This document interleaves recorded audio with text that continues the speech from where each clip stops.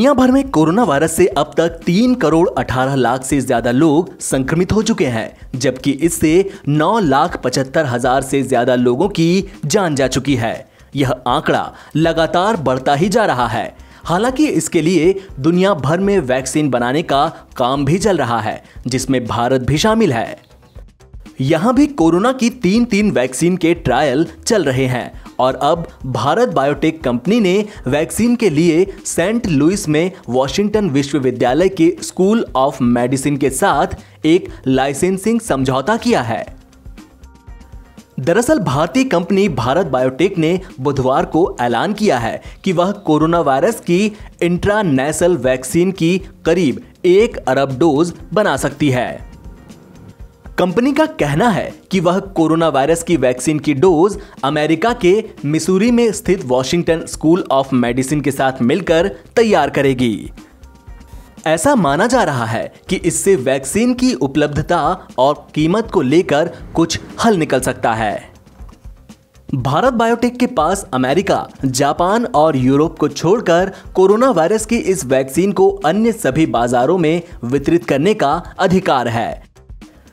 Company, जिसने novel chimp adeno virus candidate के लिए विश्वविद्यालय के साथ लाइसेंसिंग समझौता किया है, पहले चरण के तहत सेंट लुइस यूनिवर्सिटी की ट्रीटमेंट इवैल्यूएशन यूनिट और मिसूरी में ह्यूमन ट्रायल होगा। कंपनी ने कहा कि भारत बायोटेक को भारत में आगे के चरण के क्लिनिकल ट्रायल करने के लिए अपेक्षित नियामक स्वीकृति की जरूरत होगी। भारत बायोटेक हैदराबाद के जीनोम वैली में स्थित अपनी यूनिट में कोरोना वैक्सीन का बड़े पैमाने पर निर्माण कार्य करेगी।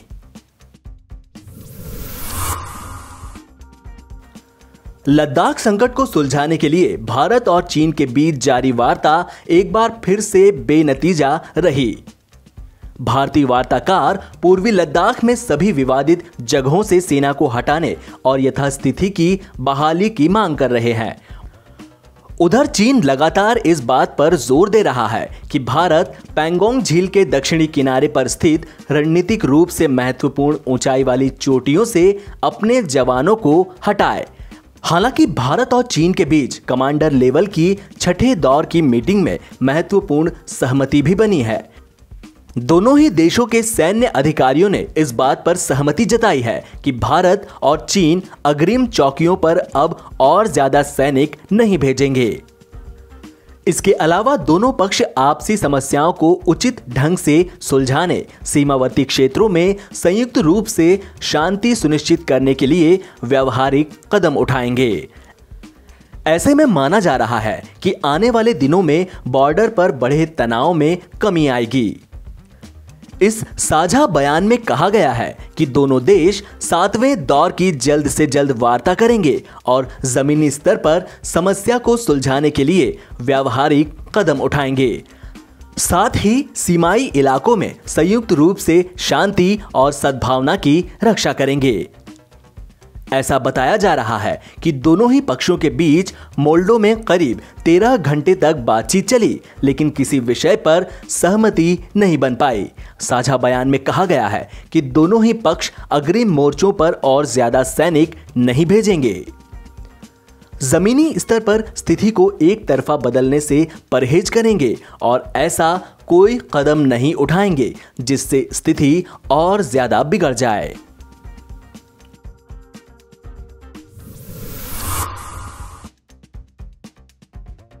दिल्ली में कोरोना वायरस के कुल मामले 2.5 लाख के पार जा चुके हैं। सोमवार को दिल्ली में कोरोना के 3,816 नए केस सामने आए। कोरोना के मौजूदा ट्रेंड को लेकर दिल्ली के स्वास्थ्य मंत्री सत्येंद्र जैन का कहना है कि आने वाले 2 हफ्तों में कोरोना का डाउन ट्रेंड देखने को मिल सकता है। जो पॉजिटिविटी रेशियो है वो 6.47 डेली के हिसाब से है और अगर 7 डेज़ की मूविंग एवरेज लगाए तो 7% पे अभी आ गया है। जो पीछे काफ़ी जो हमारी मूविंग एवरेज 7 डेज़ की थी 8.5% या 9% पे पहुंच गई थी, तो अब थोड़ा सा कम होके वो 7% पे आ गई है। और ओवरऑल जो पॉजिटिविटी रेशियो है अब वो भी ओवरऑल पॉजिटिविटी रेशियो 9.5% पे आ गई है आज तक, मतलब शुरू से लेकर जनवरी से लेकर आज तक की, जो कि पहले 12 या 13% होती थी। तो अभी थोड़ा सा इसलिए कि लगता है कि जो थोड़ा सा प्लेटो आ गया है और जो केस एकदम से अचानक बहुत ज़्यादा बढ़ने स्टार्ट हुए थे, 8%, 8.5%, 9% पॉजिटिविटी रेशो आ रही थी, अब वो थोड़ा सा कम होकर 7% के आसपास आ गई है। आज की तो शायद 6.5% ये 6.47% आ रही है, परंतु मूविंग एवरेज इसीलिए लेते हैं कि 7 दिन की लेते हैं ताकि उसमें थोड़ा सा ठीक रहे। तो अभी 7% के करीब आ रही है। हॉस्पिटल्स में भी मैं आपको बता देता हूँ 15,804 बेड हमारे पास हैं, जिसमें से ऑक्यूपाइड 7,051, जो कि 50% से भी कम है। 45% ऑक्यूपाइड है, 55% अभी अवेलेबल है। पर हाँ, ये ज़रूर है कि कुछ प्राइवेट हॉस्पिटल्स में जो कि, क्योंकि उसका मैंने आपको पहले भी बताया था कि बाहर से जो लोग आ रहे हैं वो किसी न किसी अस्पताल का नाम सोच के आते हैं, तो कुछ प्राइवेट हॉस्पिटल्स में बेड्स की आईसीयू में खासतौर से दिक्कत आ रही है। राज्यसभा ने बुधवार को विदेशी अभिदायन विनियमन संशोधन विधेयक 2020 को मंजूरी दे दी है, जिसमें विदेशी अंशदान प्राप्त करने वाले गैर सरकारी संगठनों के कामकाज में पारदर्शिता के लिए जरूरी प्रावधान किए गए हैं।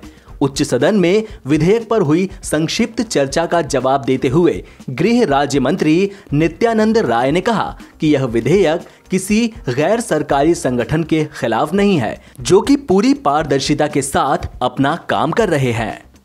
FCRA एक राष्ट्रीय तथा आंतरिक सुरक्षा कानून है। इसको महत्व देने की जरूरत है, जिसका प्रमुख उद्देश्य यह सुनिश्चित करना है कि विदेशी धन भारत के सार्वजनिक जीवन या राजनीतिक और सामाजिक विमर्श पर हावी न हो जाए। आधार कार्ड के विषय में चर्चा आई है। गैर सरकारी संगठन के सभी पदाधिकारियों, मुख्य पदाधिकारियों के आधार नंबर प्राप्त करने के प्रावधान के लिए अधिनियम में एक नई धारा 12 का जोड़ने का प्रस्ताव है, ताकि इन पदाधिकारियों की सही पहचान को बाहर लाया जा सके। विदेशियों के मामले में उनकी पासपोर्ट की संख्या या उसका OCI कार्ड संख्या प्रदान की जाएगी। मतलब जो अनुभव किया गया वह यह अनुभव था कि पहचान अपनी छुपाने की कई संस्थाओं ने प्रयास भी किया और उसमें उसने सफलता भी प्राप्त की। और गड़बड़ी का यह कारण भी होता था, उसके मन में कोई भय नहीं होता था, क्योंकि उसकी पहचान स्थापित पूर्ण रूप से नहीं हो पाती थी। तो इसमें आधार कार्ड लाकर एक उसकी पहचान को स्थापित किया जा सके, इसके लिए यह प्रस्तावित है। इसके लिए विशिष्ट पहचान भारतीय विशिष्ट पहचान प्राधिकरण UIDAI तथा मिटी इलेक्ट्रॉनिकी और सूचना प्रौद्योगिकी मंत्रालय से इस पर विचार लिया गया और तत्पश्चात यह प्रस्तावित हुआ है। पंजाब के लुधियाना के मुलानपुर डाक में किसानों के एक समूह के साथ कांग्रेस कार्यकर्ताओं ने 23 सितंबर को एक ट्रैक्टर रैली की। यह विरोध संसद में नए कृषि सुधार बिल पारित करने के खिलाफ था। प्रदर्शनकारियों में से एक ने कहा, हम तब तक विरोध करेंगे जब तक केंद्र सरकार इन बिलों को रद्द नहीं करती, क्योंकि यह हमारे अधिकारों पर अंकुश लगाता है। सरकारें हमारे हक खो रही है, हम रैली करेंगे। जब सरकार बोल रही है MSP तोड़ेगी, अगर MSP नहीं मिलेगी, हमें हमारी फसल का पूरा हक नहीं मिलेगा तो हम क्या करेंगे? हमें पूरा रेट नहीं मिलेगा। सरकार ये जो उन्होंने बिल बनाया है, ये बिल ना पास करे। उन्हें राज्यसभा में नहीं पास हुआ, अभी हो गया। अगर ऐसे ही हम धरना लगाएंगे, रैली करेंगे, जब तक ये बिल कैंसिल नहीं करते वो।